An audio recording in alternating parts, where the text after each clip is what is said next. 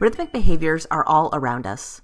Circuits in our brains help our bodies achieve rhythmic tasks, such as breathing, walking, speaking, and more. Circuits in animal nervous systems also help them achieve rhythms, such as moving through their environment, chewing their food, and communicating with one another. So how do our nervous systems do this? Well, it turns out that some of these behaviors are produced by neural circuits called central pattern generators, or CPGs. CPGs are small collections of neurons that are connected by excitatory and inhibitory synapses. When activated, the circuit produces rhythmic motor outputs to target muscles. Something unique about CPGs is that the design of the circuit itself causes self-sustaining rhythmic output. Once activated, the circuit will produce a rhythmic output, even without sensory input.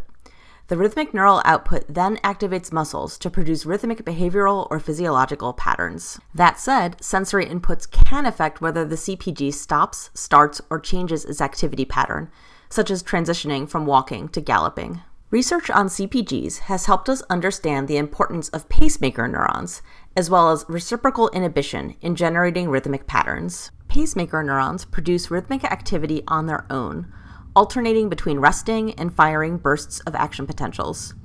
This behavior is intrinsic to the neuron, resulting from the combinations of ion channels and chemical receptors present in their cell membranes. Like their name suggests, pacemaker neurons can act as a central clock that can set the rhythm for the rest of the circuit.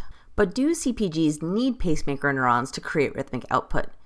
In fact, there are other ways that a neural circuit could generate rhythmic output without pacemaker neurons, such as reciprocal inhibition. Imagine two neurons that in isolation will fire action potentials, but these neurons are connected to one another with inhibitory synapses. When one neuron begins firing, it inhibits the other neuron. After a while, this inhibition wears off, and the second neuron will begin firing, inhibiting the first neuron. This will set up a back-and-forth rhythmic pattern between the two neurons. A CPG could have pacemaker neurons, reciprocal inhibition, or both of these within the circuit. As one example, pacemaker neurons could set the rhythm, and reciprocal inhibition between downstream neurons could help reinforce the alternating left-right coordination of the rhythm. Or two pacemaker neurons or groups of pacemaker neurons could inhibit each other to form an alternating pattern. As another possibility, sets of neurons connected in a ring with inhibitory connections could produce a three-phase pattern of activity. For animals with distributed nervous systems, each ganglion may include its own mini CPG, and in this case, the CPGs must coordinate with one another down the length of the animal in order to produce behavior.